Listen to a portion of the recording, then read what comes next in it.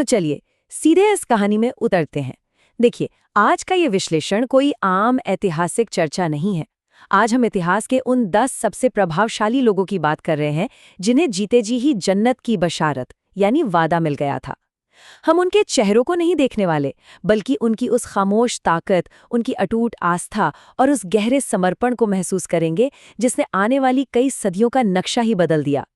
जरा सोचिए, कैसे अलग अलग जिंदगियां बस एक ही महान मकसद से जुड़ी हुई थी।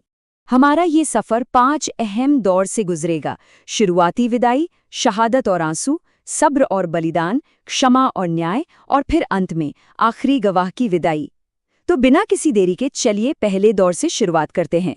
पहला दौर है शुरुआती विदाई का। ये पैगंबर के दुनिया से पर्दा फरमाने के ठीक बाद का समय है, जहां नेतृत्व का बोझ बहुत भारी था, लेकिन विदाई बहुत ही शांतिपूर्ण और फर्ज से भरी थी।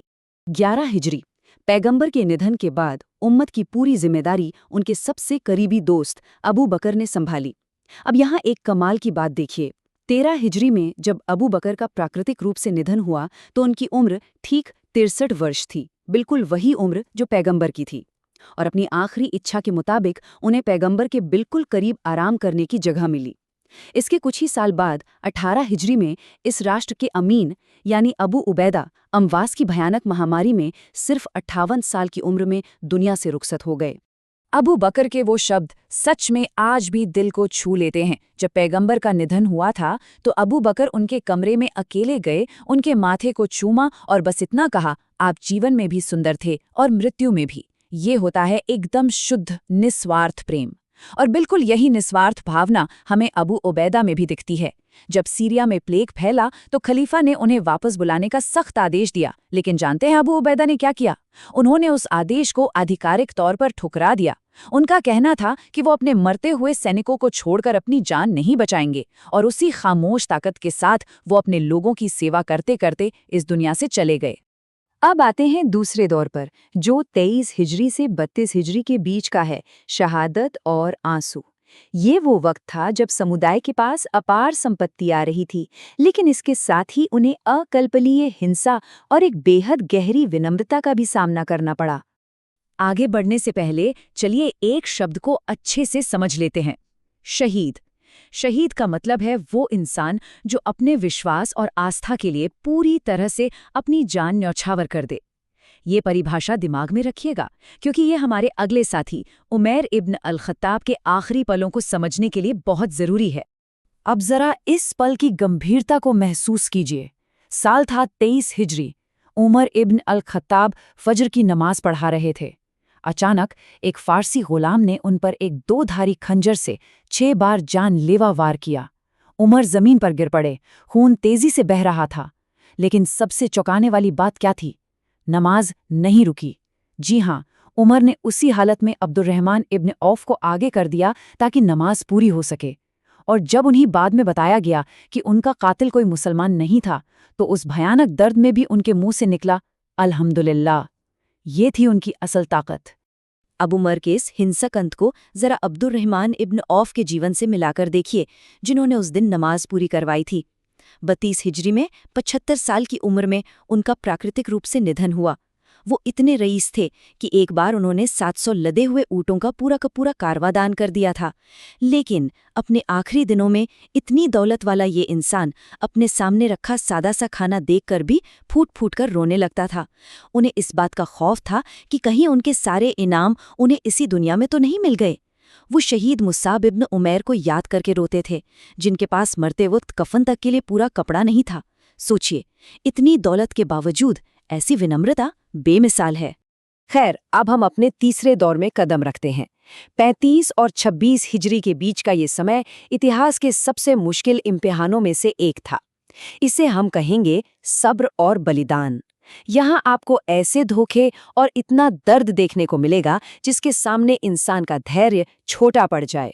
35 हिजरी का ये नज़ारा सच में दिल दहला देने वाला है।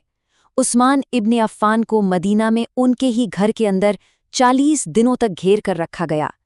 उनके पास पूरी ताकत थी कि वो अपने लोगों को बुलाकर इस घेराबंदी को एक झटके में ख़त्म कर दें, लेकिन उन्होंने साफ मना कर दिया। क्योंकि वो नहीं चाहते थे कि उनकी वजह से किसी भी मुसलमान का खून बहे। अपने आखिरी दिन वो रोजे से थे और कुरान पढ़ रहे थे। तभी बागियों ने हमला कर दिया। उनका खून उनकी गोद में रखी कुरान के खुले पन्नों पर गिर पड़ा। उन्हें बचाने की कोशिश में उनकी पत्नी नाइला ने अपनी उंगलियां तक गंवा दी।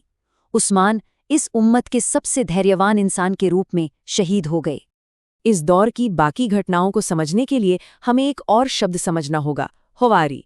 इसका मतलब है एक बेहद समर्पित, शुद्ध और निष्ठावान शिष्य। और ये कोई ऐसा वैसा शब्द नहीं है, ये वो खास उपाधि थी जो खुद पैगंबर ने अल जुबैर इब्न अल-अवाम को दी थी। 26 हिजरी में जो जमल की जंग हुई, वो धोखे और अपनों के खून की एक बहुत ही दर्दनाक कहानी है। तल्हा, जिन्हें पैगंबर ने जमीन पर चलता हुआ शहीद कहा था, उन्होंने लड़ाई से पीछे हटने का फैसला किया। लेकिन जब वो वापस जा रहे थे, तभी किसी अनजान तीर ने उनकी धमनी काट दी और वो अपने घोड़े पर ही खून बहने से इस दुनिया को छोड़ गए। और दूसरी तरफ अल जुबैर, यानी वही हवारी, वो भी युद्ध से लौट रहे थे। रास्ते में जब वो नमाज के लिए सजदे में गए, तो आम्र इब्न जुर्मुज नाम के एक शख्स ने पीछे से कायरों की तरह वार करके उन्हें शहीद कर दिया।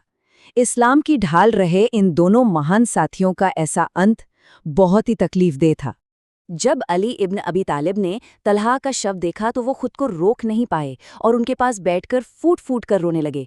और बाद में जब जुबैर की वही खून से सनी जंग लगी तलवार अली के सामने लाई गई तो उन्होंने उसे चूमा और रुंधे हुए गले से कहा, इस तलवार ने लंबे समय तक अल्लाह के रसूल के चेहरे की रक्षा की थी। देखिए, हालात चाहे कितने भी खराब क्यों न रहे हों, इन लोगों के बीच का वो आपसी सम्मान और वो पुराना प्यार कभी खत्म नहीं हुआ। आइए अब इस ऐतिहासिक सफर के चौथे चरण की तरफ चलते हैं। 40 हिजरी से 51 हिजरी का ये दौर क्षमा और न्याय का दौर है। यहाँ हम देखेंगे कि इंसान इंसाफ के किस ऊंचे मुकाम तक पहुंच सकता है। मैदान जंग में अली को हराना नामुमकिन था। वो एक बेजोड़ योद्धा थे। लेकिन 40 हिजरी में अपनी जिंदगी के आखिरी दिनों में उनका अंदाज बिल्कुल अलग था। फजर की नमाज के लिए जाते वक्त इब्ने मुल्जिम ने उन पर जहर भुजी तलवार से वार किया। जहर पूरे शरीर में फैल रहा था, तड़पा देने वाला दर्द था। लेकिन उन 2 दिनों में अली ने अपने हत्यारे को एक गाली तक नहीं दी। बदला लेना तो दूर की बात है, उन्होंने उसे माफ कर दिया। उन्होंने सख्त हिदायत दी कि अगर उनकी जान चली जाए तो हत्यारे पर भी सिर्फ एक ही वार किया जाए और किसी भी हाल में उसके शरीर को नुकसान ना पहुंचाया जाए। और जहर के उस भयानक दर्द के बीच उनके आखिरी शब्द क्या थे? उन्होंने कहा, काबा के रब की कसम, मैं कामयाब हो गया। ये शब्द उस इंसान की मुकम्मल शांति को दिखाते हैं जो पैगंबर के अपने घर में पला बड़ा था। इतनी तकलीफ में भी इतनी गरिमा और ऐसा बड़प्पन, ये सिर्फ अली ही कर सकते थे। इसके बाद 51 हिजरी में एक ऐसी विदाई हुई जिसके बारे में शायद बहुत कम चर्चा होती है। ये सईद इब्न ज़ैद की कहानी है जो 70 साल की उम्र में शांति से दुनिया से गए। याद है आपको, ये वही सईद हैं जिनके घर में वो वाक़या हुआ था जिसने उमर को इस्लाम कबूल करने पर मजबूर कर दिया था। वो खून से सना कुरान का पन्ना सईद के ही घर का था। उनकी दुआओं में गजब की तासीर थी। एक बार जब एक औरत ने उन पर ज़मीन हड़पने का झूठा इल्ज़ाम लगाया तो सईद ने बस हाथ उठाकर अल्लाह से दुआ की, और जानते हैं क्या हुआ? वो औरत उसी ज़मीन पर अंधी होकर गिर पड़ी। एक बिल्कुल खामोश लेकिन बेहद ताकतवर विरासत। और अब हम आ गए हैं इस सफ़र के बिल्कुल आखिरी पड़ाव पर, 55 हिजरी। ये आखिरी गवाह की विदाई का वक्त है। एक ऐसा पल जो इन 10 साथियों के सफ़र का एक बहुत ही भावुक अंत है। जरा इस लंबे सफ़र को तो देखिए। 13 हिजरी में अबू बकर की उस पहली विदाई से लेकर 40 हिजरी में अली की आखिरी शहादत तक। और फिर बचते हैं साद इब्न अबी वक़ास।